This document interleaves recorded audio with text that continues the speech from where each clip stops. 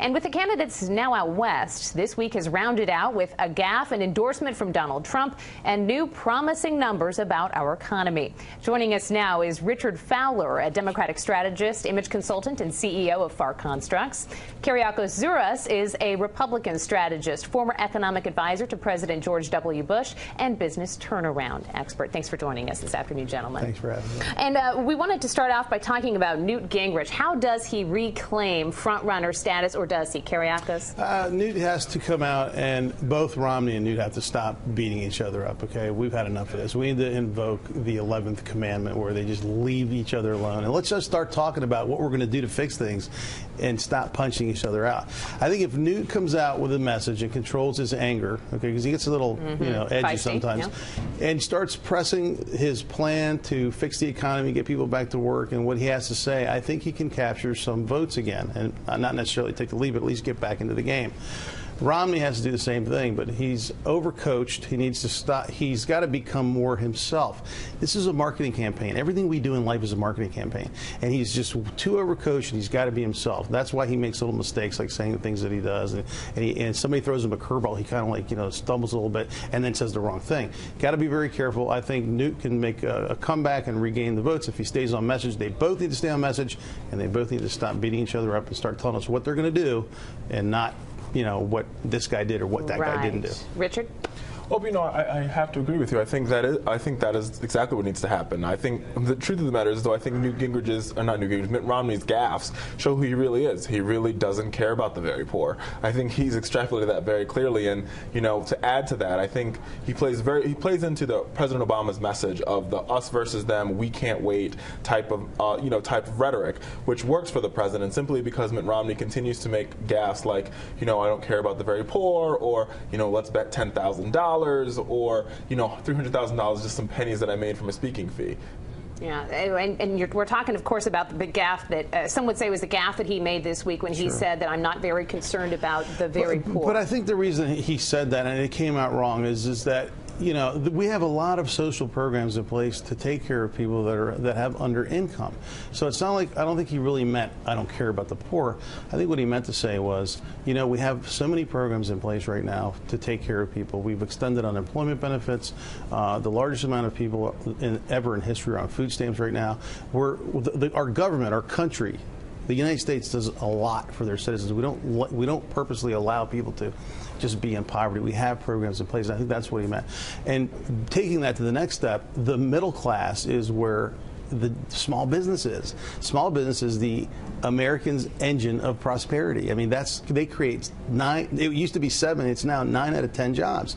So you've got to focus on that part of the economy to get people back to work.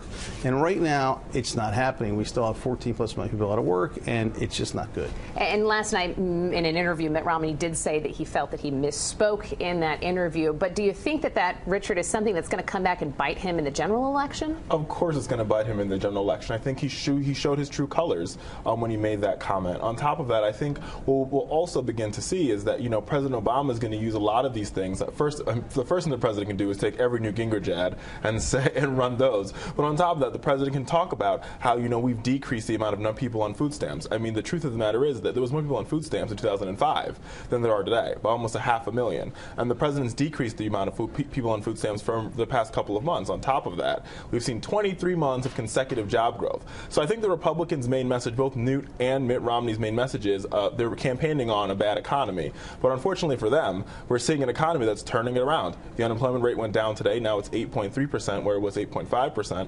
And the good part about this number going down is that it wasn't because people left the job market. It was due to the fact that the private sector actually created jobs. Right, and we're getting on to the next topic here, Kereakos. Can Republicans, any Republican candidate, win in the general election if the economy is on the mend? Well, first of all, it's not on the mend. Well, let's look at the CBO projections that just came out. They're projecting a $1.1 trillion deficit for 2012, and they're projecting that by 2013 the unemployment rate will be back up to 9.2 or more, and that it's going to take years to recover.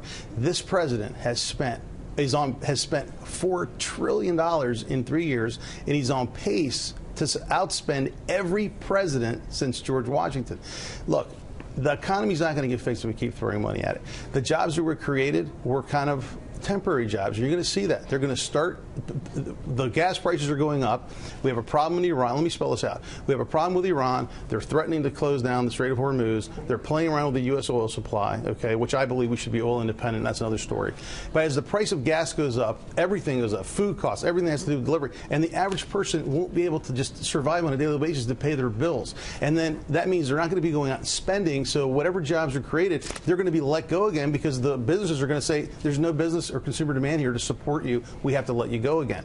We need to fix the corporate tax rate. We need to lower the tax rate for all Americans. We need to get people going, other countries wanting to invest here in the United States. We need to start drilling here so we can have energy independence. And then it wouldn't matter what Iran does or anybody else does. We wouldn't be held hostage, and we would actually grow our own jobs. And we would have, and our economy would start to thrive. And that's from an economic standpoint of view, not Republican or Democrat. All right. It's a math equation. Kereakos, Richard, what do you have to say? Well, you know, that's all good and well. I think what we've seen in the President's State of the Union address a couple weeks ago is he said that we will increase oil drill. We need to increase energy production in the United States. But beyond that, what the President also let us know is that not only are we going to create jobs in the private sector, but the CBO numbers that they're talking about, the CBO projections are based on the fact that we keep the Bush tax cuts in place for the 1% of Americans that make a lot of money. And it's time for everybody to pay their fair share in taxes. If everybody pays their fair share in taxes, it will not add to the deficit, and it would create jobs. I've never heard anybody say, let's cut the deficit. We need $5 trillion in cuts, well, not cutting more the deficit taxes. does not create jobs. That's just simply the truth. We will continue to